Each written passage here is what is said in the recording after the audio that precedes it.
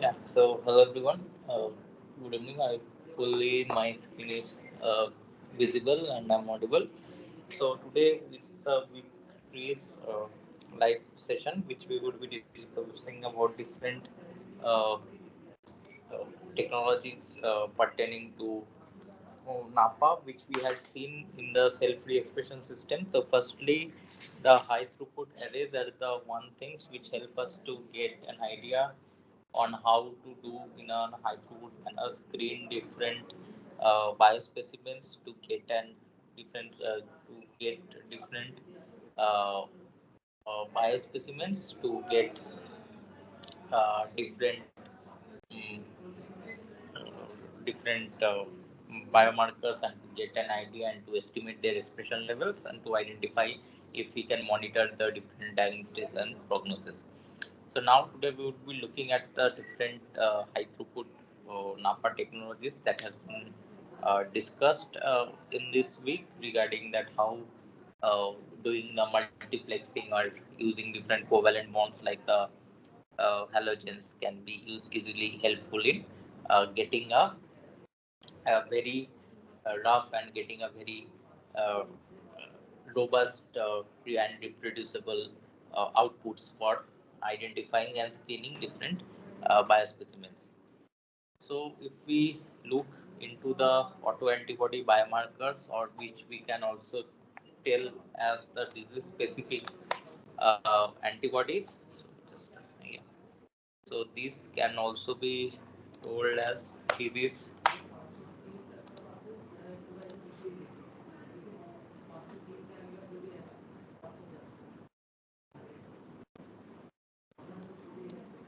specific.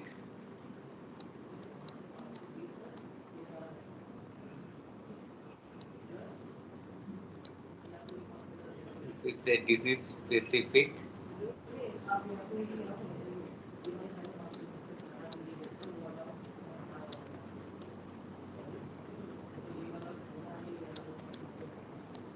antibodies. So we had discussed that whenever we had different altered protein expression levels during disease conditions, so the concept came easily from that when we have altered disease expression. So the proteins that we is generated, altered disease expression, and the proteins that are generated, generally what happens is that which are actually vital for our body's functionality, and so that's why which body knows it is our own protein. So basically what it does is that when it has an altered expression level or due to mutation or different form or isoform of the proteins expresses, then the body considers it as foreign and generate antibodies. So by screening those particular proteins, that is the antibodies against those own proteins, one can get an idea that okay, so these are the autoantibodies that can be taken forward, and that should be uh, by monitoring can be taken as different diseases. Also in this week I think you have also discussed about the PTMs, the role of PTMs and the post-translation modifications, which led to different modifications in the proteins and can also lead to this generation of these antibodies. So these antibodies are those known as your autoantibody biomarkers or the specific antibodies. But the problem is that if there are 20,000 proteins that we have, so now monitoring each protein, the conventional or traditional methods like ELISA, it's difficult. So monitoring each of these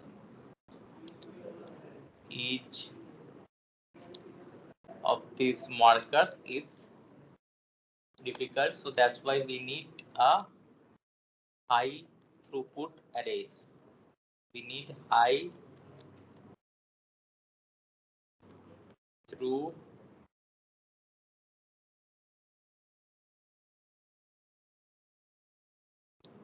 we need high throughput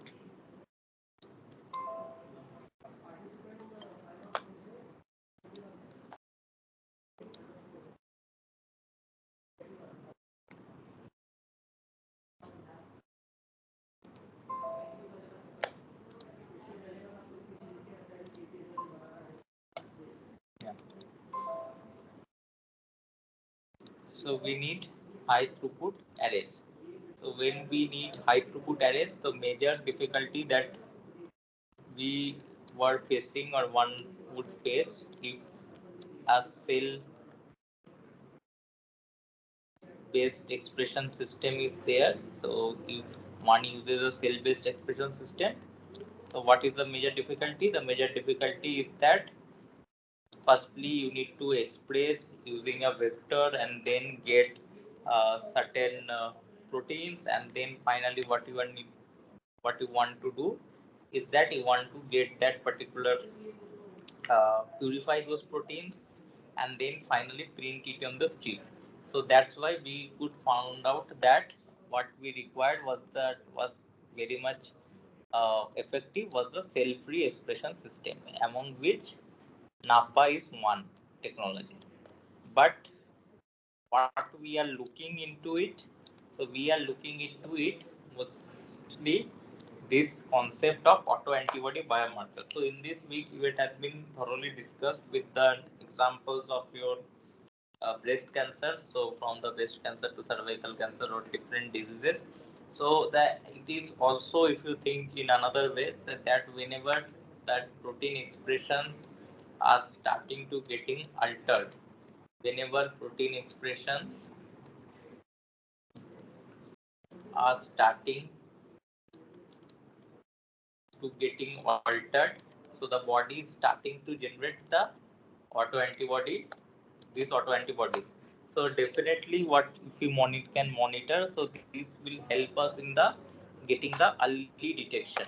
So the diagnosis can also be, we can say that it helps us in the getting the early detection, and we all know that the how much critical can be early detection of a disease using, for example, if we can detect any disease in an early stage, it gives us a pretty high chance and pretty high it gives us a pretty high chance to have getting the patient cured by giving the right treatment.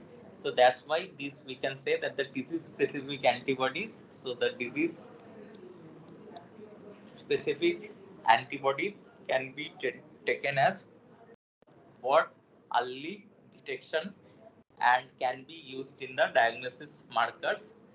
But for that, we need the technology to have a high throughput screening system or high throughput screening platform, which we can get from microarrays and generally uh, which is generally in a very high throughput manner and in a robust way, helps us to get rather than having from our conventional ELISA method. Second thing is that the prognosis. So once the disease thing has been done, so if the proteins are getting altered and the amount of active antibodies will generate, so this helps us in to get the prognosis or the understanding how much disease is progressing.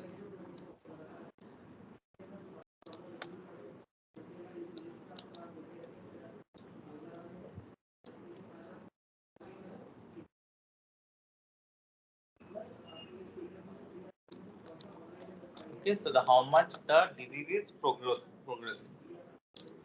Third is understanding our etiopathology, right? So understanding our etiopathology or the how the condition of the patient or pathological conditions and all. Then the treatment response. So if the antibody levels are going down or going up, so what is the how the disease is being effective or not effective, that we can easily get. So this and the another thing is the novel treatment opportunities as well for treatment against those particular uh, proteins which are generating the autoantibodies, and to get an idea that which particular things are getting very much we have a difference in our body. So this is a sorry. So this is a very well established thing, but the major challenge or the bottleneck is one is to have a high density array printed 20,000 proteins or whatever proteins that have been identified in our body, and to have those particular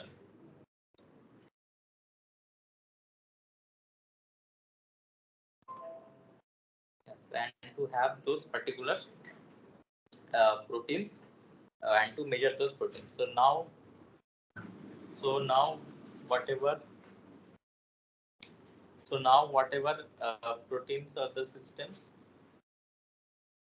so whatever proteins or the systems that we generally get is to mostly what we try to fill and try to get it is on the wells or the arrays, but with the I have mentioned that this using the cell-based experiments and the cell-based expression systems, it becomes very difficult to get different proteins to express different proteins and finally purify those proteins. But its scope is huge and scope is great, but it is way different from ELISA. But before going on to the which we have already discussed in the previous 2 weeks in a subtle manner regarding the different microarray platforms and the different expression systems.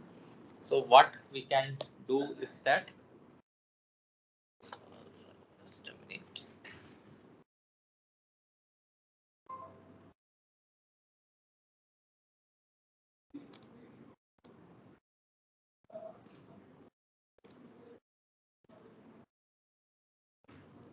So, but before going into that, first we will look at the different types of ELISA, since the concept is coming the way ELISAs in the ELISA, whatever we try to detect the antigens that is being present in our body for which antibodies uh, for a different pathogenic antigen or different antigens. So there are different types of ELISA.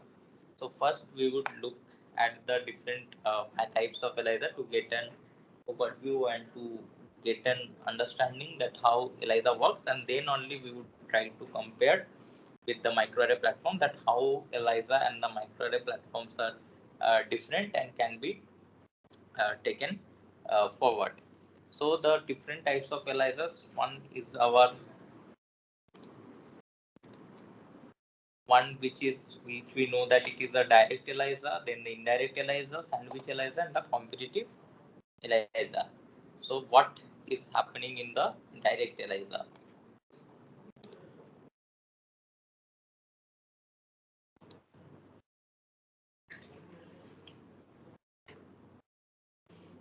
So they are antigens which is our in the microarray platform, which you can just think of as the proteins. So here we are trying to detect those particular, and if there is an antibody that is being present against this particular protein. So if antibody is there against this particular protein, since these are normal proteins and present in human beings, so this should not be present and should be in very less quantity. So this is the autoantibody. Now what are the different types of ELISA and what it is done? So here it is an antigen.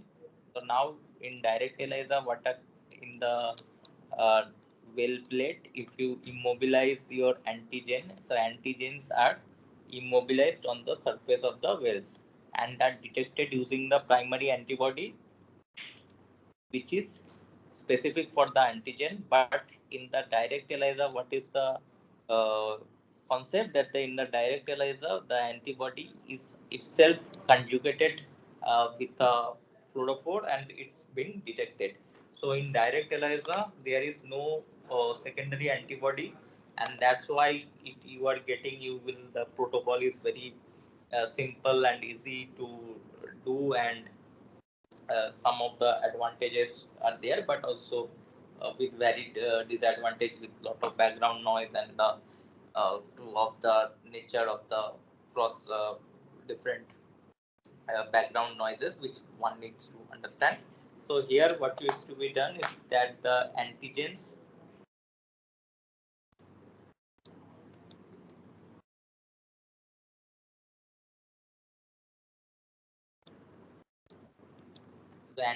are directly placed or immobilized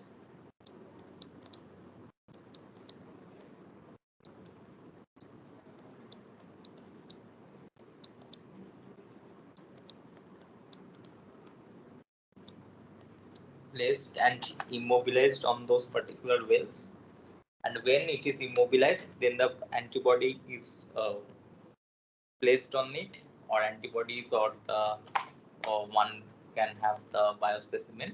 So now what is that antibodies are being conjugated with the fluorophore and then try to find out. So this is the direct ELISA. Second thing is the indirect ELISA. So here firstly antigen is again same way, antigen is immobilized, then primary antibody is given. So this is the primary antibody which detects. Then primary antibody is being detected through secondary antibody, and in this secondary antibody it's and conjugated with the fluorophore, and which gets detected. So this is then indirect ELISA. So here primary antibody is not directly linked with an conjugate, rather than the secondary antibody is linked with the conjugate, in which secondary antibody with the conjugate uh, gets tries to identify the antigen antibody conjugate and then finally gives you the result. So here that's why it is known as in the indirect ELISA. But in both direct ELISA and indirect ELISA, antigens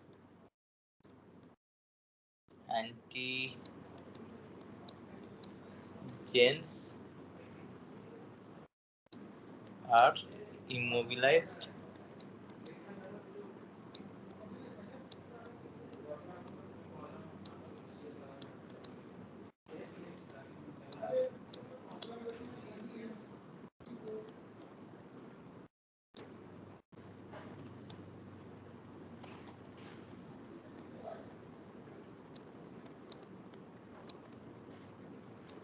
The antigens are immobilized on the well, both direct ELISA and indirect ELISA.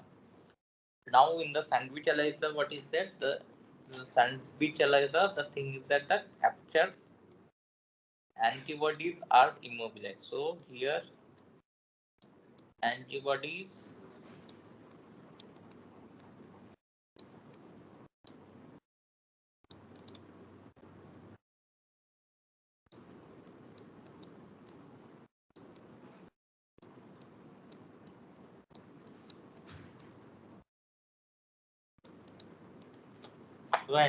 are getting immobilized, which is captured through, after which the uh, uh, which is there to target the capture antigen. So if you place all the antibodies conjugate, and then whichever antigen, if it is present in the body, so then that particular antigen will get attached with this antibody, and then the primary antibody and the secondary antibody with the conjugate. So this is the configuration of the sandwich, where primary antibody is being placed in the wall, is being immobilized in the walls, antigen is captured, primary antibody, secondary antibody, and the conjugate. So in the direct ELISA and the indirect ELISA, what we are getting? So in the direct ELISA and the indirect ELISA, we are getting that antigens are being placed on the walls or immobilized, but in the ELISA of the sandwich ELISA, we are getting that the antibody is being immobilized. So this is the major difference between the and also the antigen is captured, and then uh, primary antibody and the secondary antibody conjugate is there. Whereas in the direct ELISA, just the antigens, the primary antibody, which is itself getting attached to the conjugate, and one can get that. Whereas in other way, Whereas in other way around, in indirect ELISA, what is happening that the antigen is there and is being captured with the primary antibody, and in the secondary antibody with the secondary antibody conjugate with which it is conjugate is there with the fluorophore to get the detection. So in the direct and indirect ELISA, as I mentioned, that both though both antigens are getting placed on the immobilized on the walls, but the way the conjugate is added with primary antibody or secondary antibody is different. And now the fourth one is a competitive ELISA. So competitive ELISA is what is that the enzyme has been conjugated with antibody present in the biospecimen. So we have you have the antigens that is placed on it, and the antibody is also conjugated with present. Now you are applying the biospecimen. So once you apply the biospecimen, if your biospecimen contains a lot of antibodies specific to that antigen, so what it will happen is that it will go and go on binding with your antigen that you are trying to measure, that you are trying to find out. So since the antibody conjugate is fixed in number with that particular antigen that you have supplied or that you have given, and your body contains a lot of antibodies against that particular antigen. For example, if you have an infection and if you were trying to find out the antibody level or of the measurement of the antibody level of a particular against a particular antigen of a pathogenic protein, then if the amount of that antibody is huge in your biospecimen or biofluid and in your protein, then what it will happen is that it will need you to get it will bind to your antigens in a very different in a very huge manner quantity, so that the supplied in the first time what you had supplied with the antibody conjugate that was placed, so that would become very less amount. So the lesser the signal, the more the biospecimen is positive for that antigen. So here the tweak is that not the highest the signal that the particular biospecimen is positive, rather lesser the signal. So that's why the name of the competitive ELISA. So the lesser the signal, because if you have a huge amount of antibody in your particular biospecimen, then what it will happen is that it will go on and keep on getting adding to your particular antigens and getting that and your conjugate added antibody won't be responding so much. So then what it would happen is that the signal that is generated will be much less. So lesser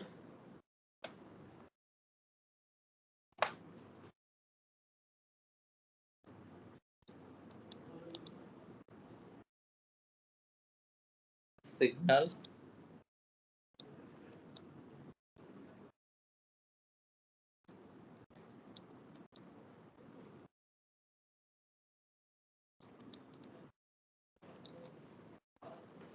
so lesser signal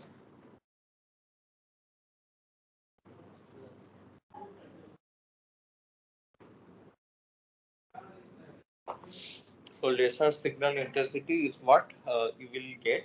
So whenever there is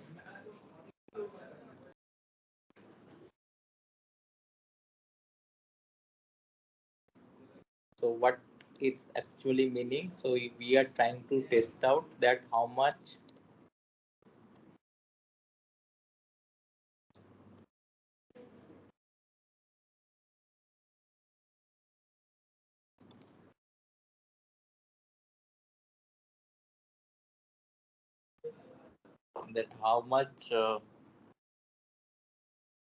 body is positive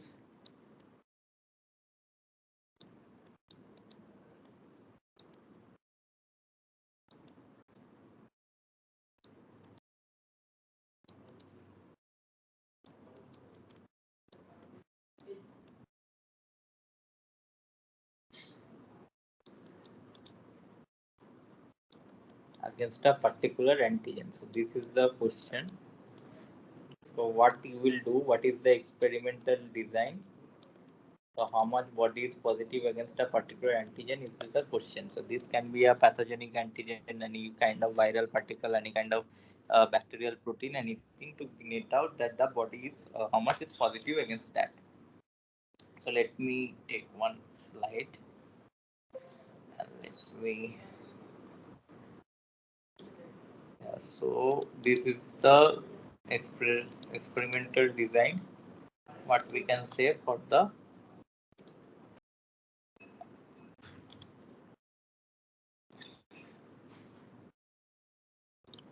competitive ELISA.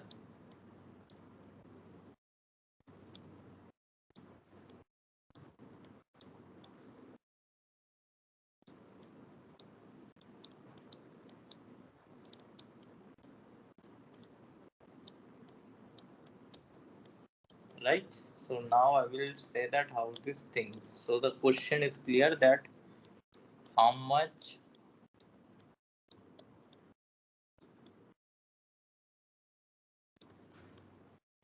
body is positive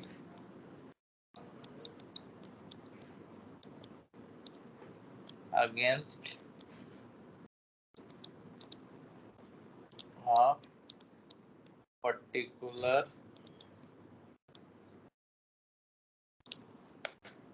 antigen. Now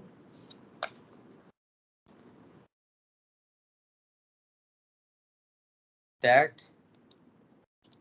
antigen we can say that can be any pathogen,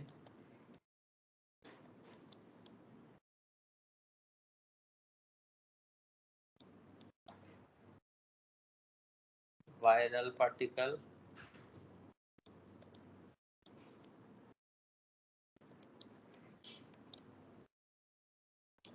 etc. can be like that. So now what we are doing is that you are having this kind of well.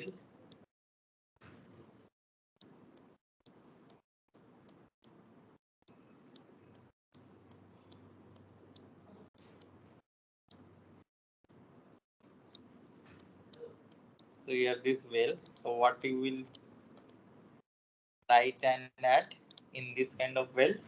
So what we are doing in the competitive ELISA, so we have this antigen.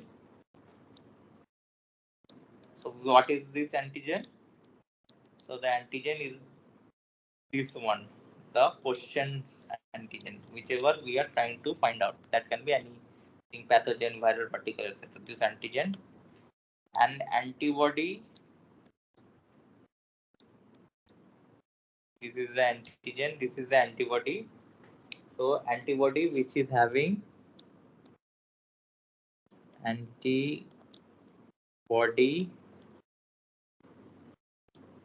specific. One second. Okay.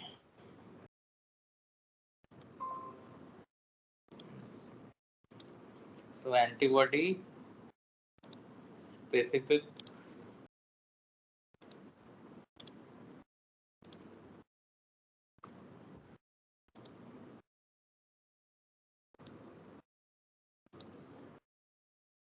antibody specific to that antigen.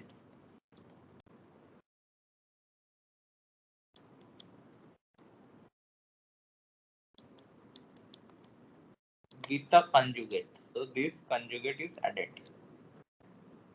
So this conjugate is added. So you have a limited supply.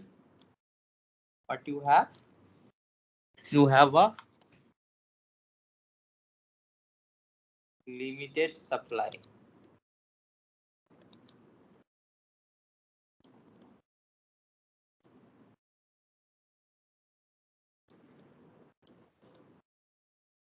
So we have a limited supply of this, which will get attached to it.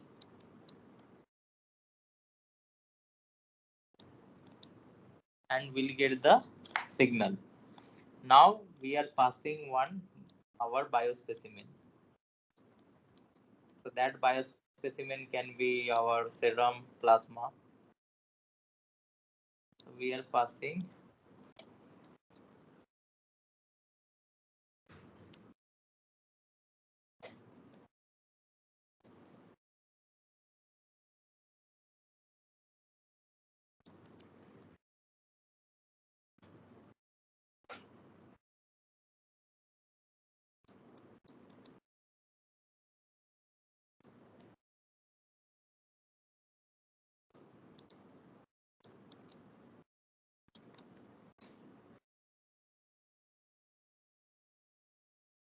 So what we are doing, we are passing the biospecimen. Now, if it contains huge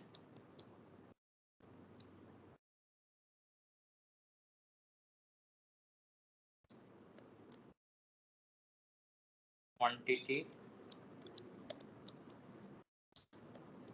of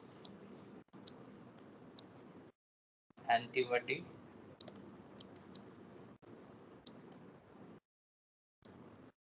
against that particular antigen, So what will happen? Yeah, so what will happen is that against that particular antigen, so whatever we have these antibodies and its conjugate limited supply. So just keep in mind. So now if it is a huge quantity of antibodies are there, then it will capture all the antigens and the signal will become weak. The more the antibody is present, signal is weaker. Signal is getting weaker. So if the signals gets weaker, we have a huge amount of antibody. So this is so that's why the name of the competitive ELISA, which will give us that the more the amount of antibody is present or the more the amount of that uh, biospecimen is positive for that particular antigen, we will have more amount of antibody. And when we have more amount of antibody, what it will happen is that it will capture all the antigens, so that the antibody which has been attached with conjugate, which has a limited supply that we have given, it will not be attaching to it, and the signal won't be generated. And once we know that the signal is not getting generated or the signal is not generated, so we will have a weaker signal. The more the signal is weaker from the normal thing, the more the antibody is present. So that's why the name came the competitive ELISA. So we need to understand that what we are supplying. So I'll just take. So if we just go for the next slide, yeah. So again, I'll just measure like if we have an indirect ELISA, so I'm not going to direct ELISA. So indirect ELISA,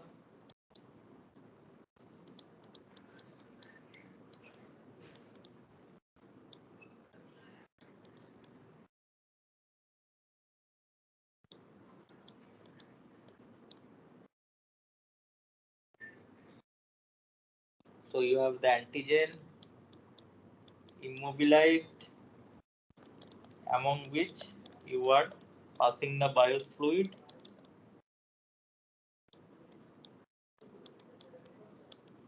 antibody, that is your primary antibody, then secondary antibody, and then you are getting the result.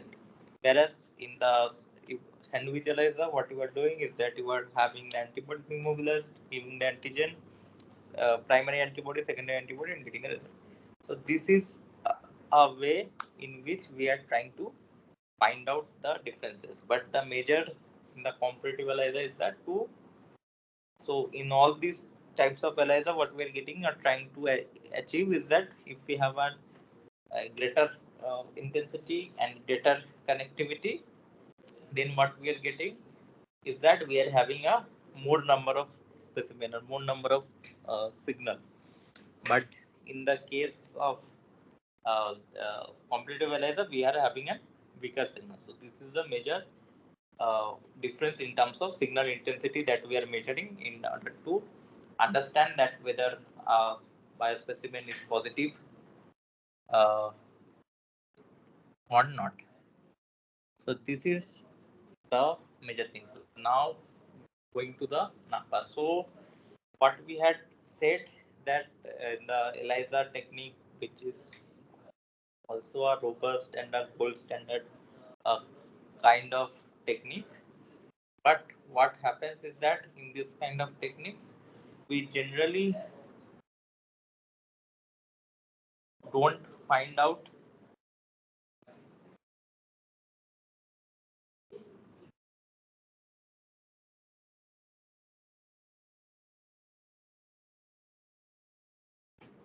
so what we generally know is that this is an excellent marker for identification and for having of the single proteins across having a single proteins across. But whenever we are trying to have a high throughput method of trying to find out all those proteins, different 20,000 proteins, we generally should be going to the microarray. Now, the cell-free, cell-based expression systems, as we have already mentioned, is comes up with a lot of challenges, which includes your having those expression, purification, etc. So NAPA, or the nucleic acid program of protein arrays, which is the cell-free expression, where we provide you the gene clone extract. So already from the DNA su, which contains all the verifiable gene products from different plasmids and kept, and when it is being provided with the promoter and the expression systems and the requirements like rabbit reticulocyte or the yeast extract, etc., the proteins gets tagged with the uh, which is present with the particular tag and gets attached to it on a, and gets immobilized onto it and helps us in a lot of understanding. So the major things can be in this can be taken under the under the full umbrella of biomarker discovery. So under the umbrella of biomarker discovery, which contains, but the major two things, one is the protein protein interactions and another is the evaluation of the autoimmune responses. One is protein protein interactions and the evaluation of autoimmune responses. So, so the interactomics, when we talk about the term for interactomics,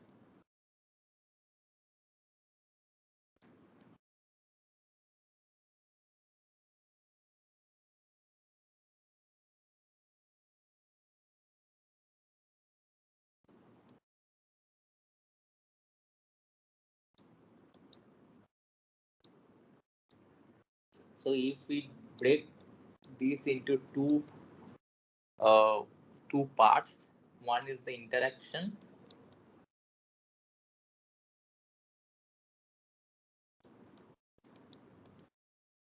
and the word omics is derived from om, which means all. So interactomics, generally what we means is that the interaction between the different biomolecules, rather all the uh, biomolecules. So if you have different biomolecules, so be it protein, be it DNA, be it protein reactions, protein RNA reactions, protein DNA interactions. So this comes under the complete broad umbrella of the interactomics with the presence of the different biomolecules under the interaction. So now what we are trying to say that here we are trying to, so this kind of microarray platforms are an excellent platforms to study this kind of interaction. So why? So if we have proteins, for example, if we have a particular protein X or protein Y, and if you want to, so if, for example, we have identified one particular protein. For example, in the COVID, you could understand that that particular protein which is uh, helping the virus to entry into the host. So if you want to find that virus entry to the host is done by which proteins. So that viral particle which is getting entry and getting then replicated and get multiplied inside the body. Now, if we have all those receptors and the proteins placed on an array, then that whichever receptor is showing the maximal interaction with that protein will let us to know that okay, so this is the interaction, maximal interaction happening for that particular protein.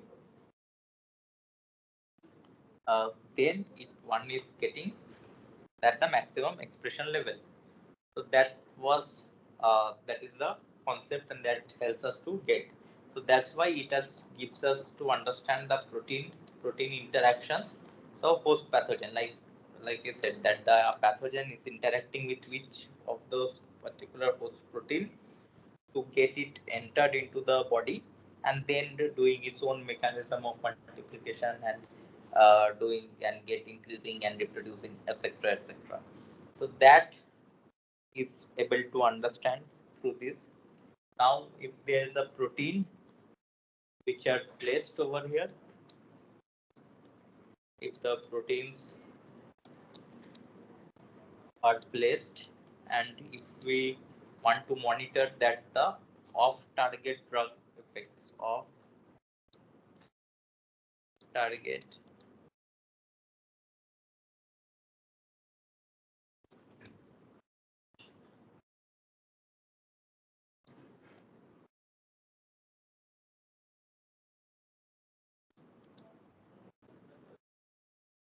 okay, off-target drug effects. So what you can do, we have all the proteins printed. Our drug acts on this particular protein. Let's say I have marked a particular protein with an X.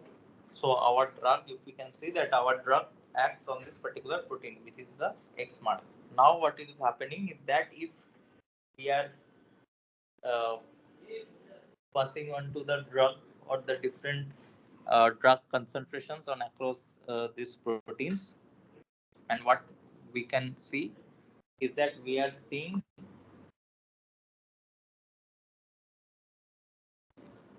that this drug is also getting attached to this protein, interacting well with this protein and this protein. So this means that the drug will have also its effect apart from this particular protein on these four proteins. And now again, if these four proteins are very much vital and very much needful for our body's activities, then that effect it will then the drug will have surely will have effect on those particular proteins and will have some toxicity effect.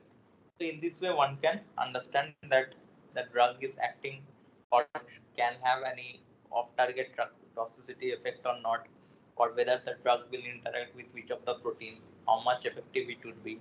So all this can be easily known. So not only the protein-protein interaction, but the drug-protein interactions. Third is definitely protein complex and the antibodies interactions or antigen-antibody interactions, etc. can be understood through NAPA or the nucleic acid protein array. Next, these are some of the things which are useful to understand basic therapeutic mechanism, response, etc. But the major thing that can help is in another umbrella of the biomarker discovery is that the evolution of the autoimmune responses. So where the autoimmune disorders like the diabetes, then the arthritis, where our own body's immune system considers own cells, own proteins as foreign and keeps on generating different forms of antibodies. So that becomes very much useful and very much understand that whether the disease is progressing or the DT has started. So early detection of these particular antibodies are very much needed. So in this way, we can see that the NAPA as a whole can be help us in under the broad umbrella of the different biomarker discovery, which is one of the main purpose, but rather also we can understand through protein-protein interactions. We can understand evaluate the autoimmune responses.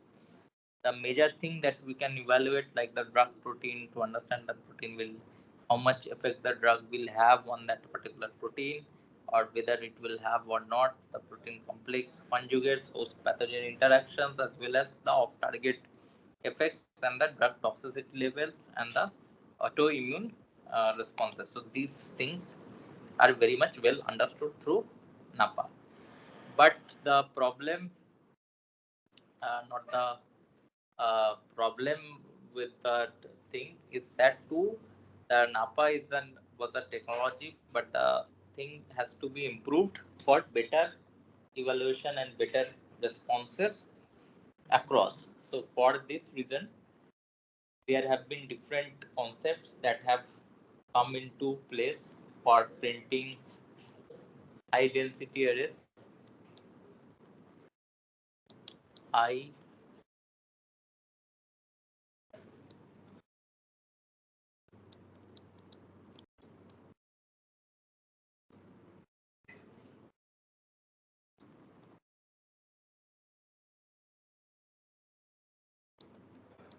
having high density arrays, or to have some, so the proteins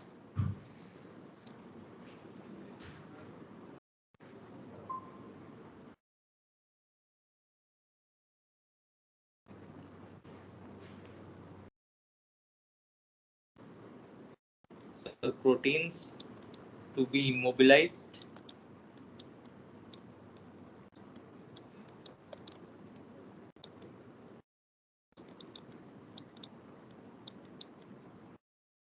the proteins to be immobilized and then trying to find out, so using different tags. So how the technologies are getting improved, one is to have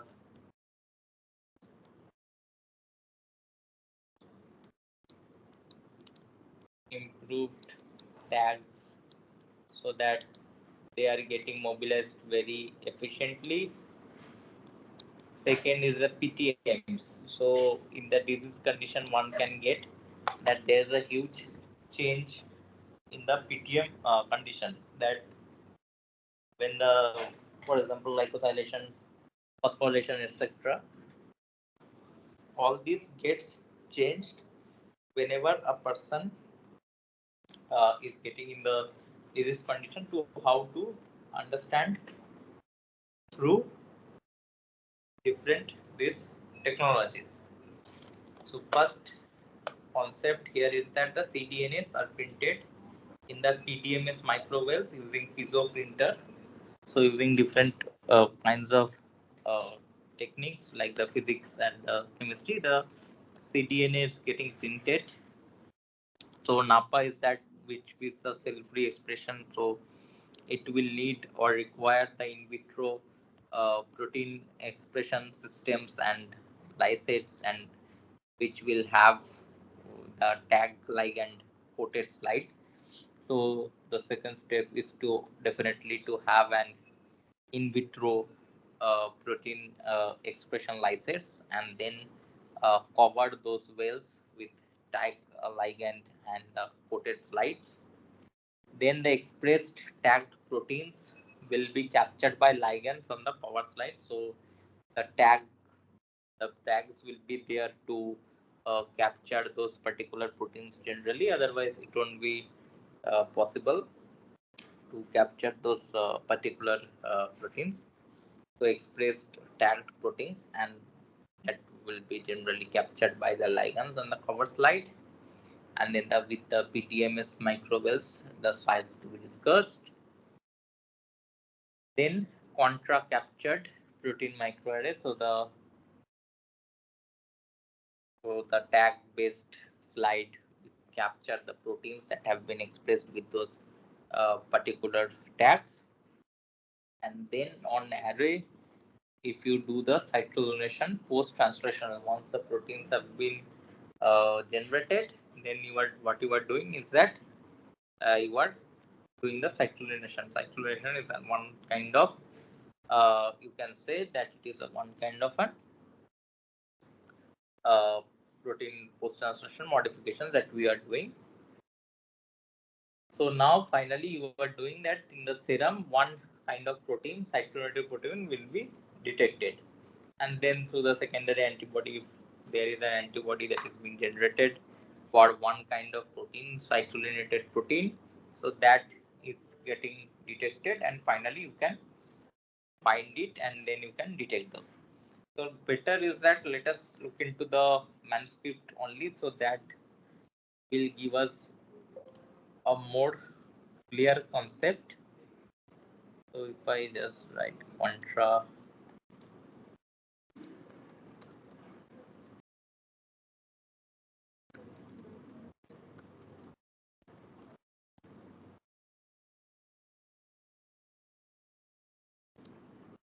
so this is the manuscript.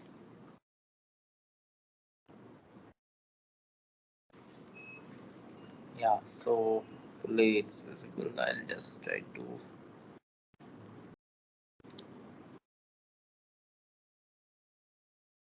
Yeah, so this is the technique for contra capture protein array platform that is used for studying post-translationally modified autoantigenomes.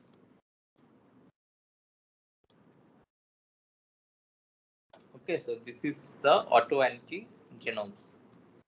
So if we say that, so the major thing that was the aberrant modifications of the proteins that is occurs during the disease development and disease specific antibody responses. So till now what we have talked about was generally or mostly was specific to the altered expression levels of the protein or altered mutated proteins which body considers it as a foreign and generally takes and immune system gets elicited against those particular proteins via the immune system reaction mechanisms and the antibodies are getting generated. But also one thing that if we know that the proteins are not only the most dynamic molecule among the genome and the transcriptome, but the proteins have also not only different proteins gets generated due to different post alternative splicing and all those thing machineries to have different proteins in the different organs and different organisms and then try to make those things, but generally proteins also gets modified. So different post translation modifications are there which modifies the proteins to give provide them the functionality required and how much functional it would be. But if the our body's own regulatory mechanism and the machinery is so strong that it understands and it identifies that whichever are necessary and whichever are to be done, whichever modifications are to be done, so all those modifications are not reacted against and our body doesn't generate antibodies against those. But whenever we have certain kind of disease development and when if we have certain kinds of aberrant modifications of our proteins of our diseases of our during a disease condition, then generally what it is happening is that we are getting uh, so if there is any kind of different modifications rather than what is required, then definitely it will provide disease specific antibody responses. So that's why in this manuscript they are trying to look at the authors should try to look at the cyclorination process. If there are any aberrant cyclorination in the disease condition, whether any antibody is being generated against not.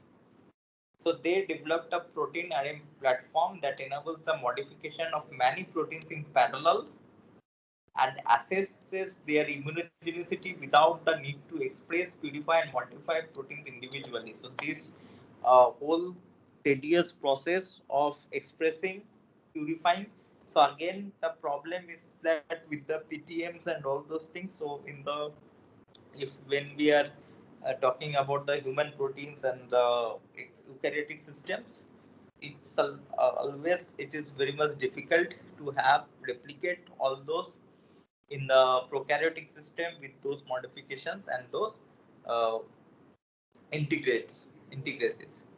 So they used anti-cytokinated protein antibodies, which is known as the ACPS, anti-cytokinated protein antibodies. So which is ASPA or ACPA is known as against the cytokinated proteins, which antibodies are being generated. That is known as the anti-cytokinated protein antibodies. So, in rheumatoid arthritis, as a model modification and profile antibody responses to 190 to 190 cytokinated proteins in 20 rheumatoid arthritis patients. So, they observed unique antibody reactivity patterns in both clinically anti-cytic cytokinated peptide as a positive and CCPRA patients. We detected antibodies, so the authors detected antibody levels at individual antigen levels against known cytokinated autoantigens. So autoantigens is again, so autoantigens means that the proteins of the own body which can also work as an antigen to form antibodies, and discovered and validated 5 novel antibodies against specific cytokinated antigens, that is osteopontin, flap endonuclease, IGF, BP6, insulin like growth factor, binding protein 6, insulin like growth factor 1, staniophylline 2 in RA patients. So they also demonstrated the utility of this innovative array platform in identification of immune dominant epitopes for cytokinated antigens. So they believe that this will study of the PTM antigens at the breadth the developed novel. So this is the PTM is a, so this will discuss about the what is the PTM and create new antigens that elicit disease specific host tumoral immune responses. So disease often leads to increased activity of enzymes that perform this kind of PTMs or the post translation modifications, which in turn can create new antigens that elicit your disease specific host humoral immune response systems. And finally, what we are doing is that responses including the release of the circulating antibodies. So this also releases our circulating antibodies. So autoantibodies against PTM proteins as well as established in many diseases such as your methylated this thing.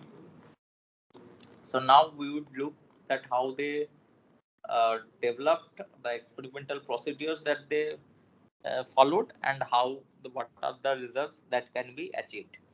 So we can see that the serum samples were taken. So this is the uh, general procedure of how we are collecting the serum samples and doing that.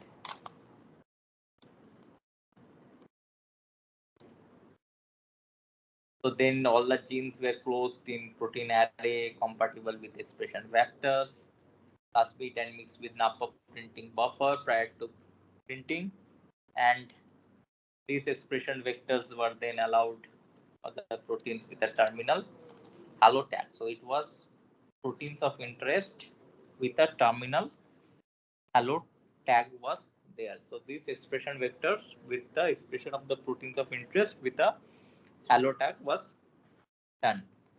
Then what was done? The C-terminal deletion mutants for both myelin basic protein isoforms and the fibrinogen alpha chain were designed based on the following rules. So cyclonation generally happens in the arginine. So if two arginines were separated by fewer than 9 amino acids, by less than the 9 amino acids if it is present, they were treated as a unit. If two arginines were separated by more than 9 amino acids, so used to divide the two arginines by the two different mutants, and these were generally identified and found out. So designed that the number of numbers of the native amino acids surrounding arginines was maintained in our deletion mutants to facilitate the recognition of the cyclination by serum antibodies. So that the level is generally maintained. So limited to be assayed for this preliminary study for all mutants. So whatever mutants are there, you can go and study if you are interested in understanding the biology of this, but which we are interested mostly to understand the technique, how this technology was developed and how this can be used not only for this kind of study for this particular disease for the rheumatoid arthritis, but other than for other diseases conditions as well. So these rules primers for each mutant were designed. Integrated DNA technologies and mutant genes were PCR amplified and cloned into PJ57 in halo expression vector using gateway recombinant cloning in total 8 deletion. So now the concept or what which we are looking into is the contra capture protein array production. So this is the technology which we are mostly interested into it to understand and to how the technology helped in a much better way to have an understanding and to get those particular things.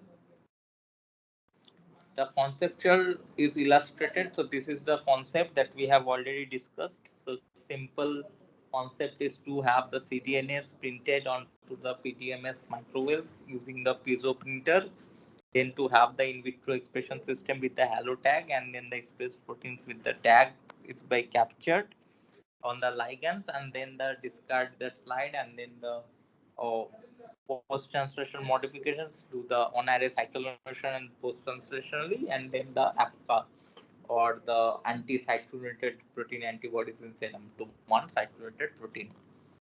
So briefly, plasmid DNA encoding proteins with a halo tag are printed. So in PDMS is polydimethyl uh, siloxane. This is a membrane kind of structure by in vitro protein extraction using a cell-free expression system. So the major thing is that so whenever we so by now I think it is clear to you. So whenever we talk of the term uh, NAPA or the nucleic acid protein, mm, what is that nucleic acid programmable protein array? So this is a cell-free expression system or the cell-free expression system. So whenever we talk about that, so that is generally the cell-free expression system is what we talk about. So now what it is happening is that in the PDMS wells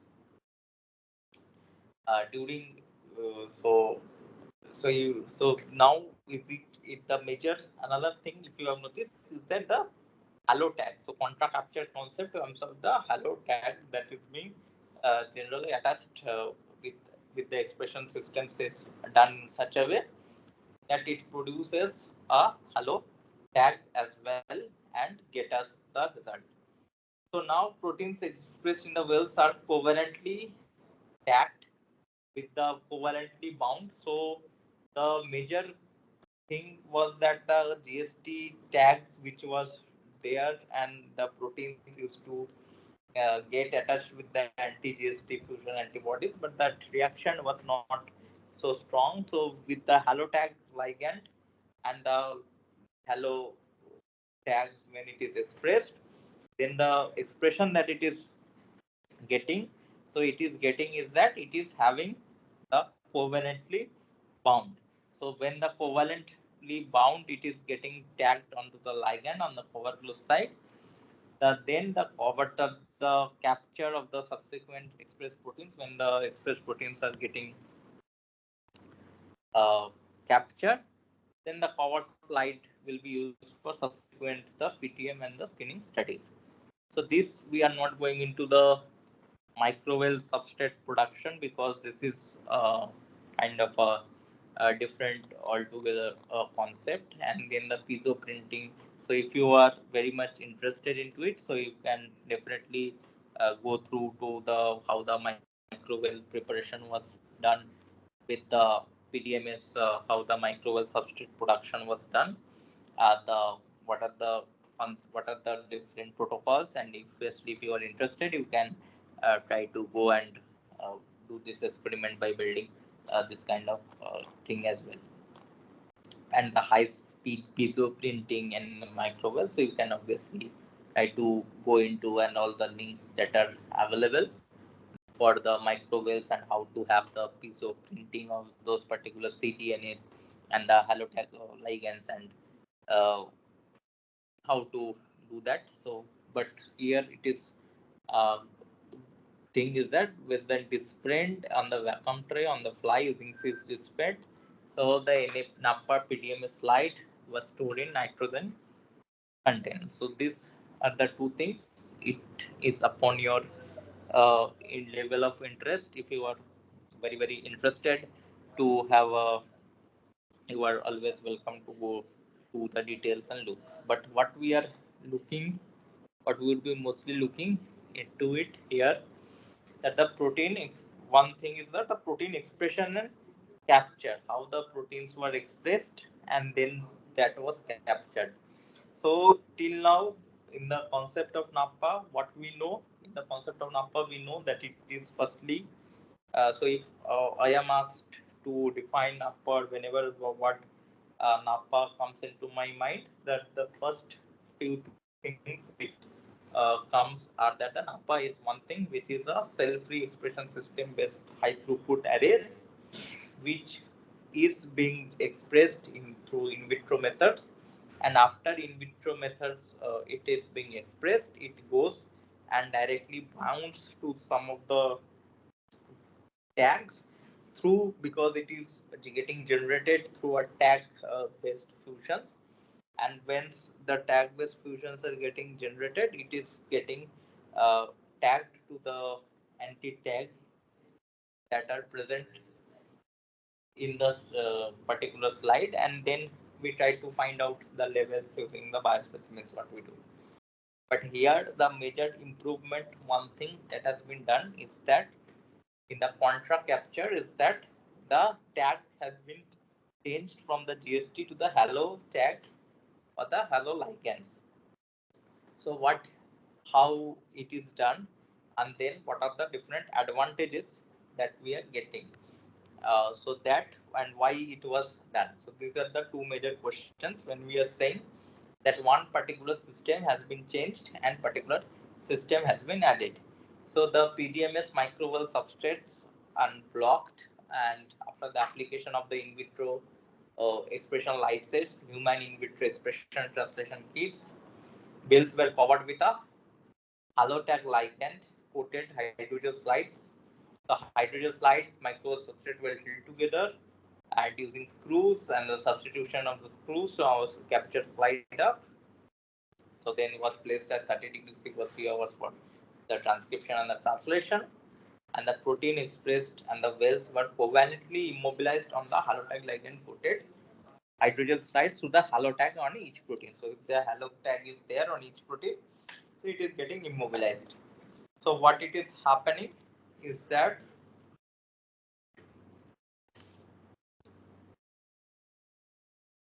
so after these disassembly contra-captured protein arrays were individually addressable halotag proteins, which were individually addressable different halotag proteins, were rinsed with an appropriate buffer and ready for the downstream process.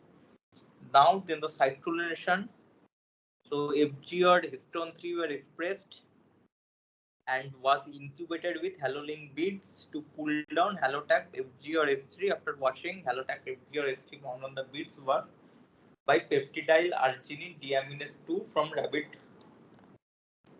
muscle. So this is the one enzyme which was used for cyclonation.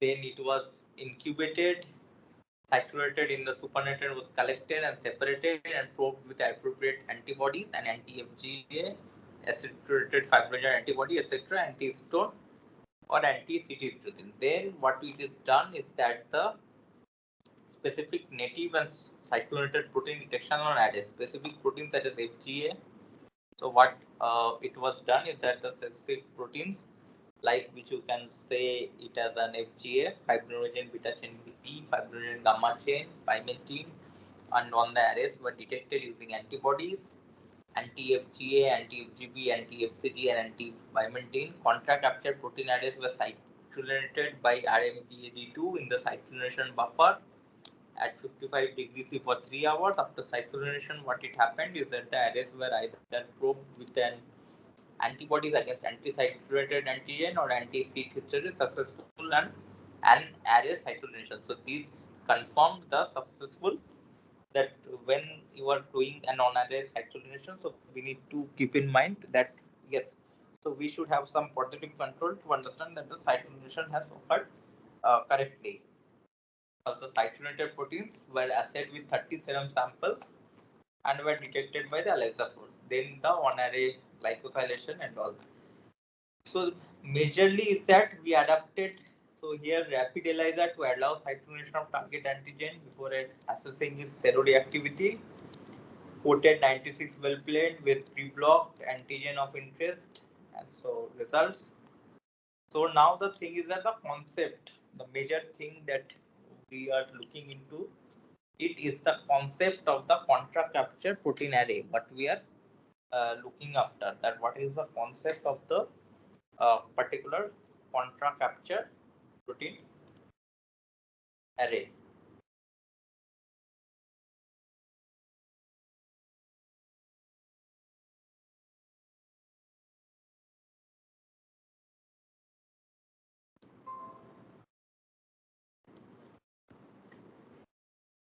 Yes, so our contra capture was built on NAPA platform that enables the display of thousands of full-length human proteins without the need of labor-intensive protein expression and purification from printed plasmids bearing genes encoding proteins of interest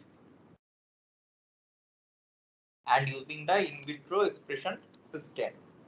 So they initially attempted to perform cyclination displayed on followed by probing with serum samples. However, they encountered high background, not at least because of the NAPA parting mixture required for DNA and in vitro protein synthesis, plasmid DNA preparation. We configured, so you can see they have written that when they expressed and then perform the on-array cyclination and then try to find out the data, so there was a high background noise that was coming, and they suspected, the authors suspected, and the scientists suspected that they can be due to the high background of the reagents in the NAPA, or because of the printing mixture, etc., that it has led to so much purities and so much difficulties.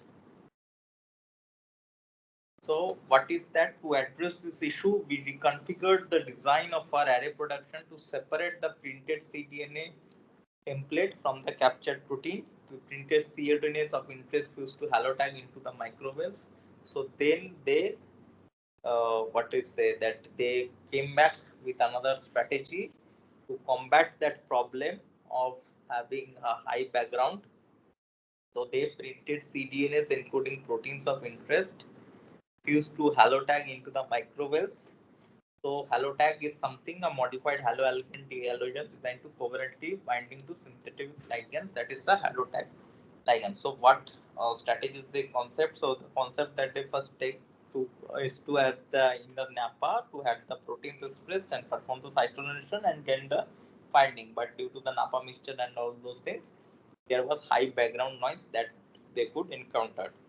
So that's why they tried to configure or combat this issue. They took a new strategy or a different strategy, which said that to have reconfigured the design of the array production to separate the printed cDNA template from the captured protein. So that's why they printed the cDNA that would be encoding the proteins of interest fused to halotag into the microwaves. So when it was into the microwaves, it is provided. So halotag is a modified haloalkane dehalogenase designed to covalently bind to the synthetic ligands. That is your halotag ligands. It is getting after the application of the cell-free expression lysates were sealed with a cover slide coated with halotype ligands. So now you can understand that they had done. So why it is the contra capture? So now you can understand that firstly they had printed in the microwaves the cDNA.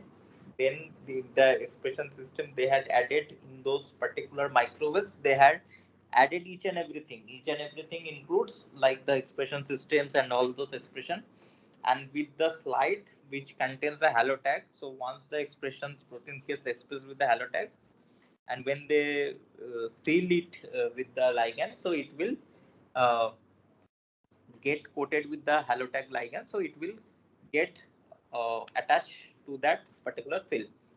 So were captured into the forward slide and separated from the background using nappa printing mixture. So whatever, so what strategy they took in the contra capture? So since in the proteins that was being present in that particular nappa array platform, proteins are getting printed, doing the cyclonation, doing the trying to identify what is the level of the markers, but getting a high background noise.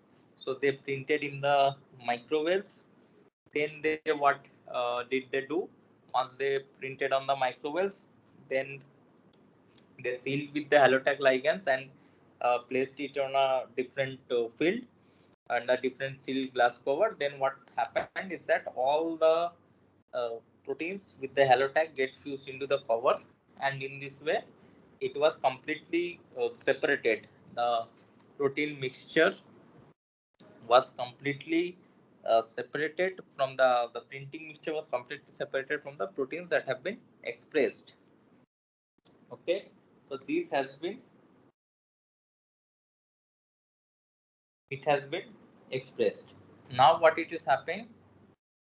Now what it is happening is that the proteins expressed in our slide and then separated from the background using nappa mixture.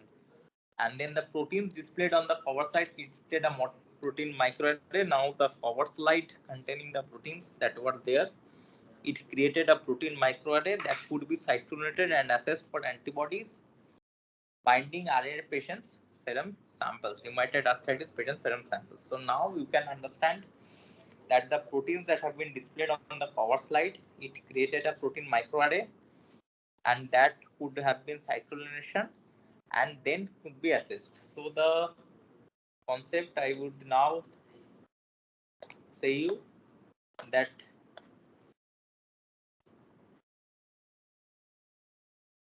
so, so now if I ask you certain questions,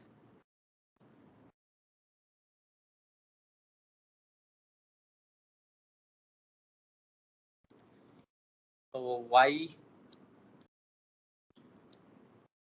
contra capture? So we would be able to answer all these questions, I am sure, after we have discussed. So why contra capture? So these are all advancements not only in the field of microarray technology,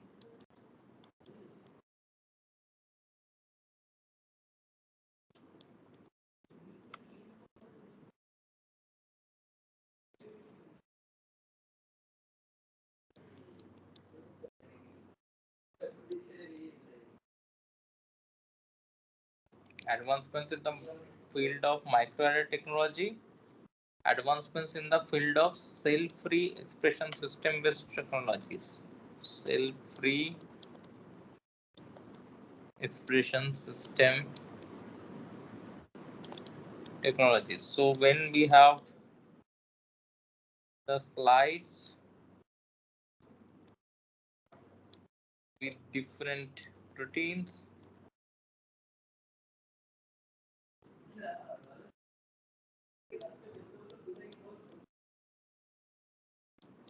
then we have a slide which we have different proteins. So now what we are happening is that in the slides we have different proteins. In if the cyclonation is happening here only.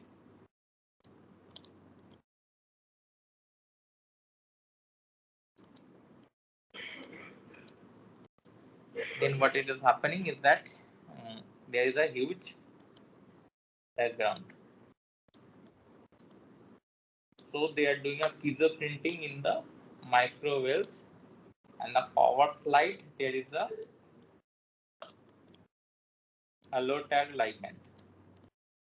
So when there is a halo tag ligand, the proteins after getting expressed, it is getting attached here, and then cyclonation is performed, and yes, so that's why it is a contra capture microarrays.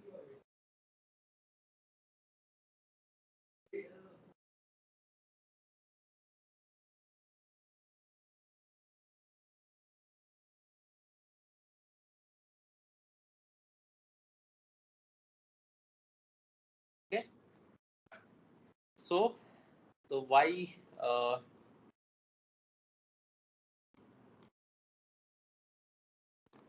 so implemented this concept in the micro PDMS wells? It was implemented because of PDMS is a well-known established biocompatible material and were produced by the use of a fused silica matter, and that was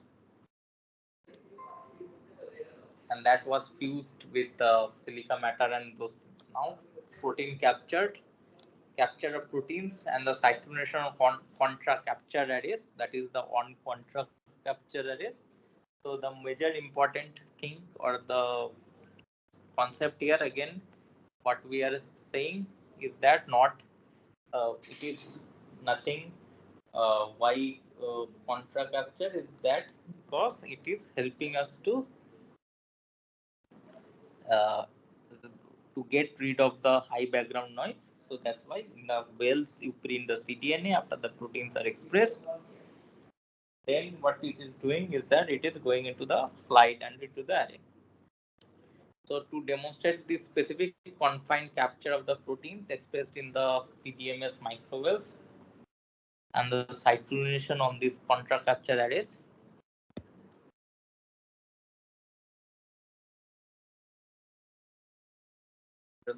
produced an array with the 24 proteins and the base known cyclonated antigens or positive control histones, MBP, etc., etc., enolase 1 clusterin, Epstein-Barr nucleic antigen, and proteins were specifically captured and cyclonated, I think, and these types of things.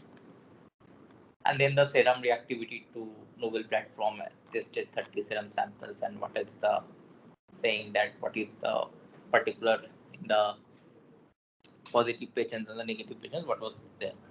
But the major concept in this contra capture was one thing to in an advanced stage when we are trying to understand the PTMs, that in the proteins, if we are doing it in the same plate and trying to do the PTMs, then there's a huge background coming from the different printing mixtures. When we are doing in the cDNAs, we are printing the cDNAs in particular microwells, and then we are trying to get it into the particular wells and getting captured using the halotag ligands.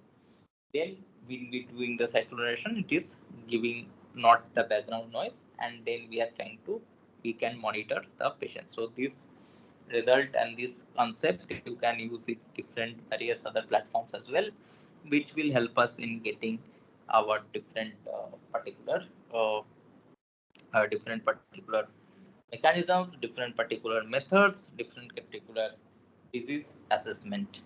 So this was one advancement. So one that we can say is that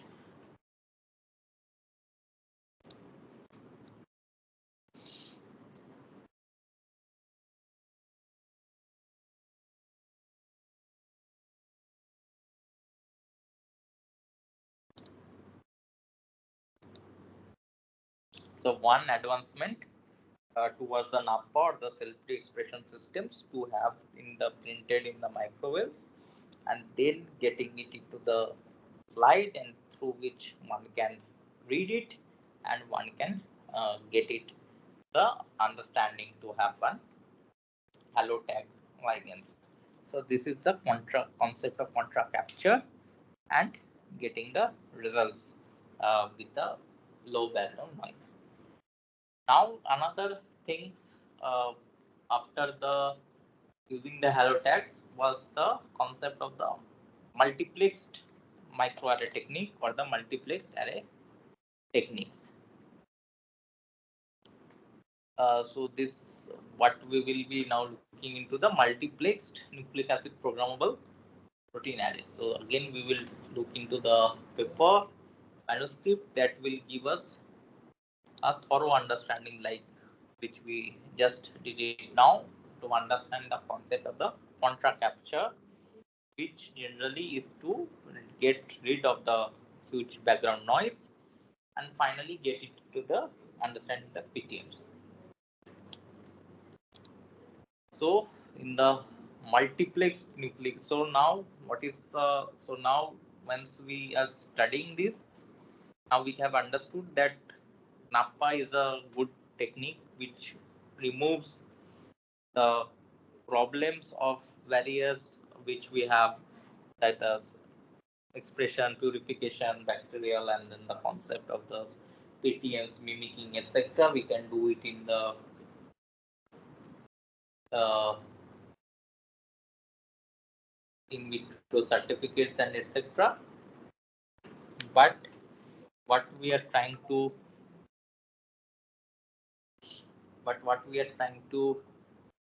get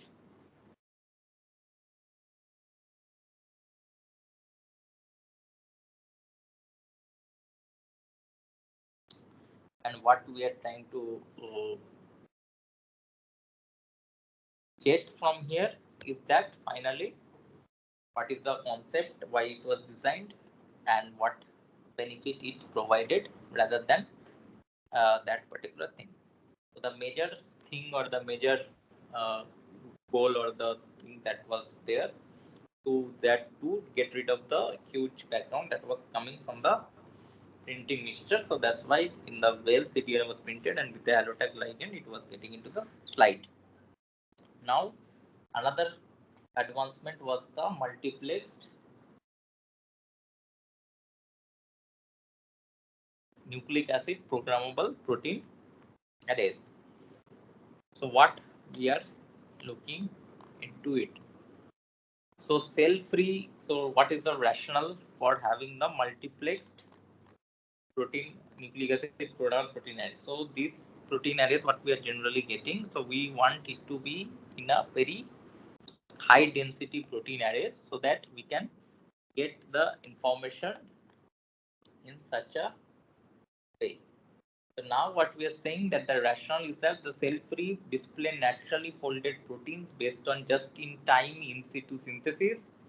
So the cell-free protein microarrays, they display the naturally folded proteins based on just-in-time in situ synthesis and have made important contributions to basic and translation research. However, so what is the rationale? So that rationale we have clear with the contra capture. And now what is the rationale or what is the logic behind to have the concept of multiplexed protein microarrays? The risk of this spot to spot crosstalk from protein diffusion. So the problem and the thing lies here is that the problem statement lies in the spot to spot crosstalk from protein diffusion. So the proteins that has been generated and getting diffused from one place to another during expression has limited the feature density of these arrays. Okay, so the spot to spot crosstalk from the protein diffusion has limited the feature density of this array. So the feature density has been limited. So in this work, they developed the multiplex nucleic acid programmable protein array, which is also named as MNAPPA. So the concept here is that once the proteins are generated and there is a crosstalk or the diffusion during expression in between different spots.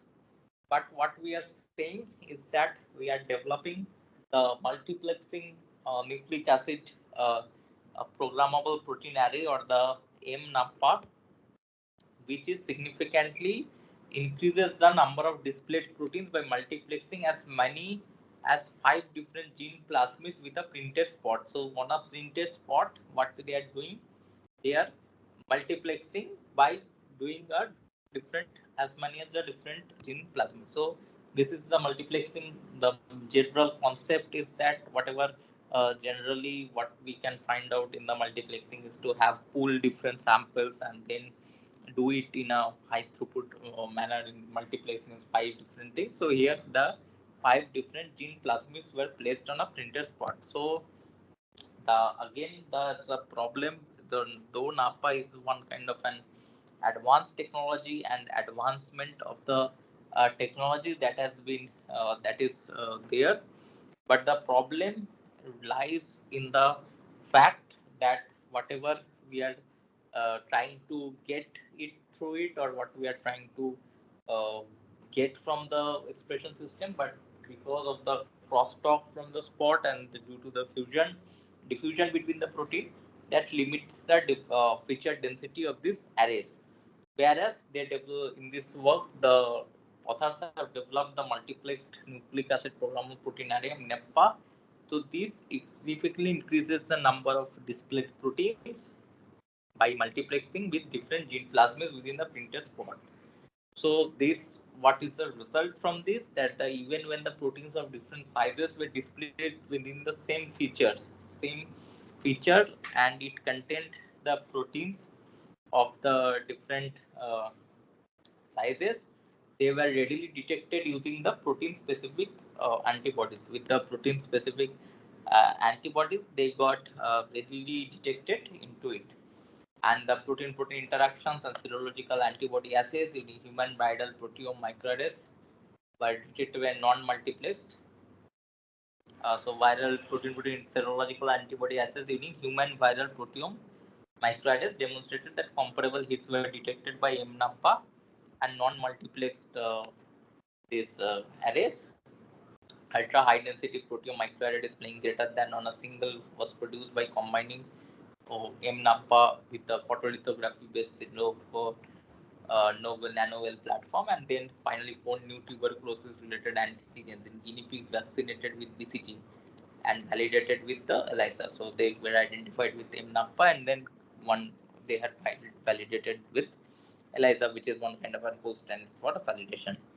So finally, 4 new tuberculosis related antigens in guinea pigs were also identified. A protein offer a cost-effective fabrication and facilitated high-throughput translational research. So this is again about the protein microarrays and all, but what we had looked upon in that also was the concept or the logic behind having contra capture, which we could easily understood that what is the background coming here. The problem is to have the spot to spot crosstalk due to the protein diffusion, which leads to the low density feature microarray. So we need to have a high density based feature microarray, and that's why we are taking this. So then the we have could see from the human and viral proteome microarray that with the 5 different plasmids and if the proteins are of different sizes or the different features as well, if they are being presented on each spot on a particular spot, then also one can get an easily identifiable or understanding of those particular thing. So the sera samples, what we can find out, the all sera samples were collected. So this is done. So detection of the protein expression, generation of mathematical models, so MNAPA preparation. So all human and so here you can see that the mathematical model. So two-step first round would be multiplexed fast meets with the primary object potential protein is would be non-multiplexed each from the first round would be printed separately. So what was that concept is that if there are five proteins blocked are there and you are passing a biospecimen, so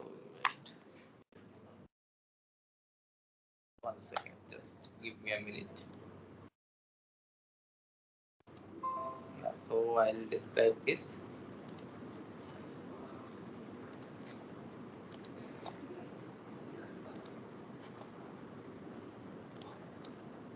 So what they are trying to say,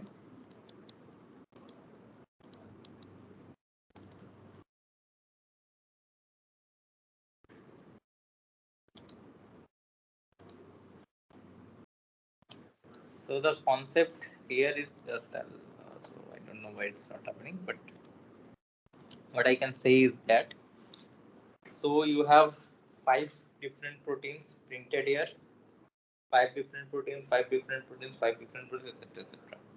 Now you are adding any biospecimen or trying to find out the interaction between human viral and protein micro proteome array or anything. Now, for example, in the spot 1 containing 5 proteins, you got a signal. Again, you did not get any signal for 9 different spots, and again in the 10th spot, you got the signals of the proteins. That is the 5 different proteins. So now you have got 10 total proteins, and you have no idea that which protein has got given the signal. So this was done in a multiplexed way. So second thing that you will be doing is that you will be printing each of those 10 proteins, the first spots 5 proteins and the 10th spots 5 proteins. Individually you will be placing on the in a non-multiplexed way you will be placing, and then you will be monitoring individual proteins at which one of the proteins or many of the proteins have given the signal. So this is the thing that the first round of screening would use multiplexed plasmids with the primary objective outing having identifying that it is the potential protein hits. The second round would be non-multiplexed, in which each multiplexed hit from the first round would be printed separately with the validating and identifying the specific individual hits. So the total number of printed spots that is there, n needed of the 10K was the number of plasmids printed per spot and the anticipated hit rates. Proteins will be identified as significant in the study. And then what it was done is that percentage of displayed proteins, the probability of an individual protein forming a true hit, and equation follows a Bernoulli distribution, randomly multiplexed where the number of different plasmids per spot is, and then the optimal level of K different plasmids per spot is the smallest 10. So after you have done all the mathematical calculation and the distributions with the probabilities that how much it will get hit, you are clear that how much multiplexing needs to be done. Then the concept comes for the MNAPA preparation. So all the human and viral ORF plasmids were obtained and transferred to a T7 based mammalian expression vector and were prepared, contributed equally to the plasmid would represent finally 5 different plasmids. Different genes of mixture were printed. So each MNAPA microarray was blocked. So after an alpha protein array code. So the major concept here for the multiplexed was one, you have kind of a 2 round of screening. First, you have the multiplex proteins printed or the features that are printed on each plot. Then you will be doing a first round of selection with each particular protein, which particular protein feature it is getting identified. And once you have got that particular protein feature identified, then you are doing in a non-multiplexed way. You are putting each protein and finally getting the thing. So each MNAPA microarray was blocked. So MNAPA and NAPA were printed by the protein array core, and then each of these MNAPA microarray was blocked, and it was got the GST tag proteins were displayed onto the light surface, and then the resulting protein microarray was incubated, etc. So after proteins were expressed on MNAPA was fused to a halo tag were processed by incubating 90-gram DNA, etc. The arrays were consequently included with a Alexa floor, and then finally was washed. The protein binding signal was quantified, and then the data visualization. So after proteins were expressed, the arrays finally go to the So the conception of the MNAPA. So as we had looked for the conception of the contra capture NAPA arrays, which are the advancements of those. Along with that is the multiplexed arrays which are the it's getting generated. So now what we are trying to find out. So the protein microarrays have been used in function proteins and antibody biomarkers to screen the targets of interest, which are generally rare,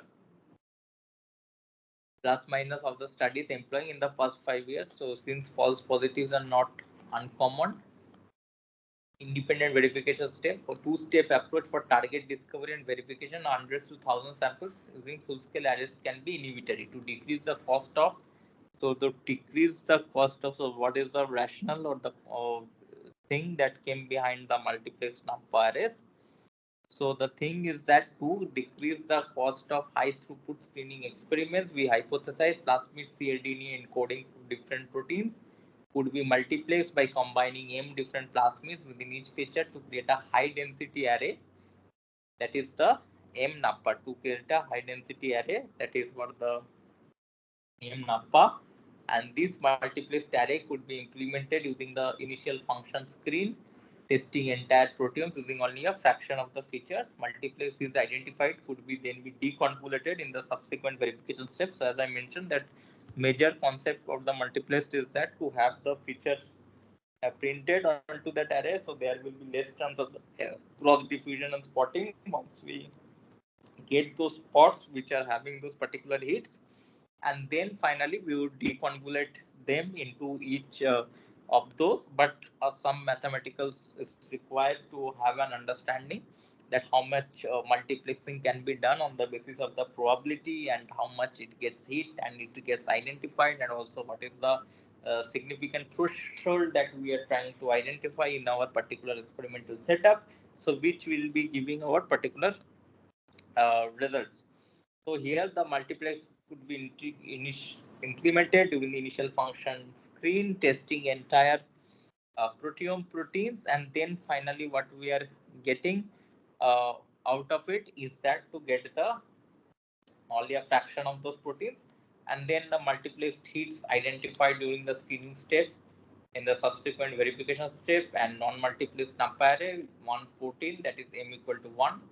The objective of the second step would be to identify which proteins were responsible for the positive multiplex signal and whether the hits were real. So whichever spots were finding, and then or definitely the another thing that we need to find out that if the hits were really real, then the high flexibility of the cell-free microarrays can be customized, rearranging individual plasmids encoding for the multiplex features of the interest. So then this approach exploits the high flexibility of the cell-free expression systems to have these arrays can be customized, and by simply rearranging these individual plasmids can be used for the encoding the features and the multiplex features of the interest.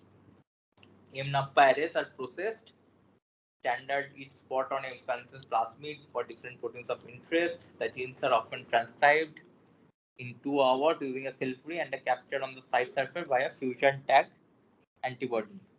The optimal number of proteins to multiplex depends upon several factors: heat frequency, cost, array space, and the number of proteins. So all those things with the mathematical calculations would be required to get this. So of hits in the screen increases, more proteins will be needed to be tested as the individual features, and this will be taken during the verification step. With one protein per multivariate hit, all multiplex features will require default making one multiplexing approach. However, such a high rate is not reflected by the numerous studies. The hit rate was less than. So what is that? If the protein per multiplex feature were so if the proteins were multiplexed in such a way that all the proteins from each of the spots were hit, then again it has to be deconvoluted each and every spot, and then it would have given no such any benefit to us doing multiplexing. Whereas whenever we but the hit rates are less than 5%, then definitely it gives us a benefit or advantage to in the first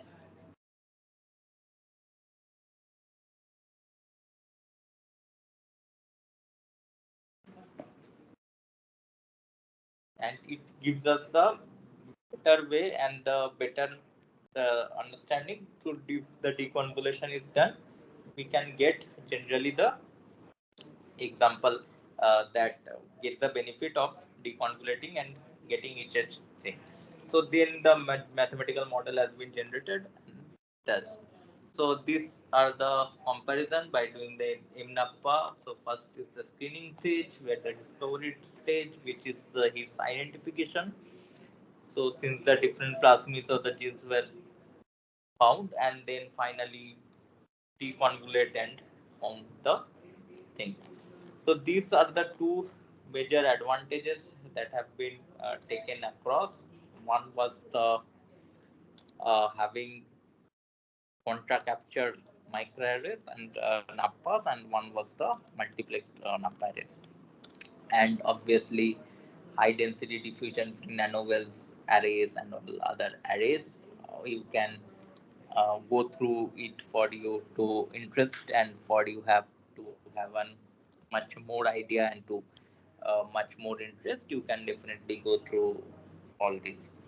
So I am hopeful that there are no more uh, no such questions there, and obviously so you have understood the concept of the NAPPA arrays and the micro multiplexing microarrays and the uh, contra capture NAPPA arrays. So the advancement come from the cell-based expression systems to the cell-free expression systems with different techniques. Which so firstly, if I just summarize today's thing. So firstly, the thing is that the ELISA and all those things, which has different advantages and different standards and different types of ELISA, but it is not in a very high throughput manner, which we can get through our particular thing, which we can get through microarrays. Again, the microarrays, the cell-based expression systems requires a lot of tedious tasks of the expression and those codification, where the cell-free expression gives us a major challenge, major advantage of it now. But there's a when we are trying to look at the PTMs, there was a huge background with the printing mixture, which was then taken care of by having a contra capture concept.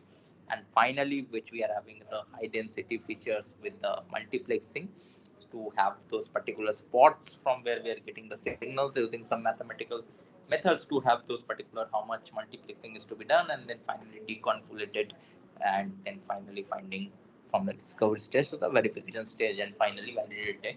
We can validate in different steps. Yeah. So this is all. So thank you all. So we are ending the today's meeting.